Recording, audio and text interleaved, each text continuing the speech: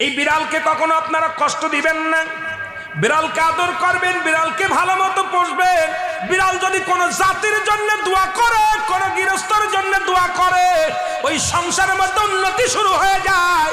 ওই সংসারের মধ্যে আর এক নাম্বার হলো, যে ঘরে বিড়াল থাকে সেই ঘরে জিন আসতে পারে না, জিন বাস করতে পারে না। আর একটা ঘোষণা শুনেন, নবীজি বলে গেছেন, যে ঘরের মধ্যে বিড়াল ছানা বাস করে ওই ঘরের মধ্যে জিন জাতি প্রবেশ করতে পারে না। তাহলে ছোট ছোট মাসুম বাচ্চাগুলো যে ঘরের মধ্যে থাকে, মুসলমান অনেক সময় জিনের আশ্রয় পড়ে যায়, অনেক সময় জিনে আসর করে, ওই ঘরের মধ্যে জিনে আসর করে। যে ঘরের মধ্যে বিড়ালকে আদর করে বিড়াল থাকে, ওই ঘরের মধ্যে বিলাই বিড়াল বিড়াল বিলাই বিলাই, এইটা যার ঘরের মধ্যে আছে এই ঘরের মধ্যে দুষ্ট জিনেরা আসতে পারে না। জোরে জোরে চিল্লায়া বলা যাবে না মারহাবা।